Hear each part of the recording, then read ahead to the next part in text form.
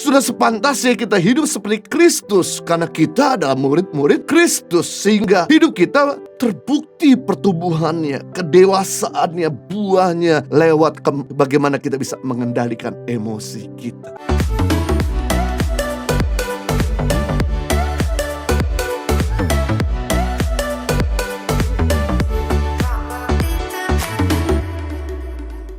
Kalau Anda senang dengan sebuah judul khotbah, di minggu terakhir bulan Juni ini saya mau sampaikan dengan topik yaitu mengendalikan emosi atau emotional management, anger management. Emosi adalah perasaan intens yang ditunjukkan kepada sesuatu atau seseorang. Emosi bisa berupa rasa bahagia, semangat, malu, marah, takut, dan banyak lagi. Emosi Tuhan yang ciptakan. Sebab manusia diciptakan oleh Tuhan bukan seperti robot, kaku, tidak punya perasaan, terkekang, atau terprogram. Tuhan ciptakan manusia merupa dan gambar Allah. Tuhan sendiri punya emosi. Hanya emosi Tuhan itu terkendali. Waktu manusia di Taman Eden, sebelum manusia jatuh dalam dosa, emosi manusia sangat terkendali. Namun begitu manusia jatuh dalam dosa, emosi manusia jadi sulit terkendali. Ketika persembahan Habel lebih diterima oleh Allah daripada persembahan Kain, maka iri dan marahlah Kain terhadap Habel adik kandungnya sendiri. Firman Tuhan sudah mengingatkan Kain bahwa dosa sudah mengintip, emosi sudah membara.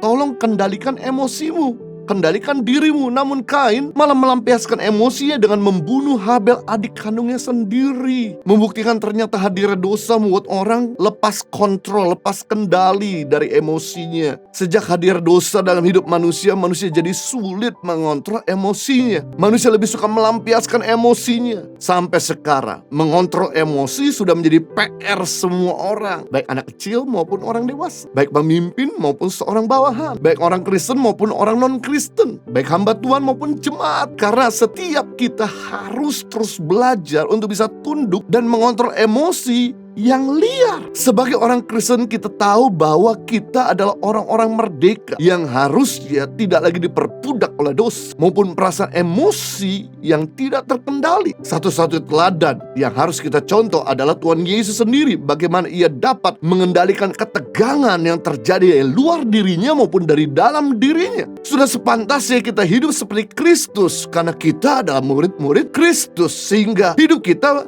terbukti pertumbuhannya, kedewasaannya, buahnya lewat bagaimana kita bisa mengendalikan emosi kita.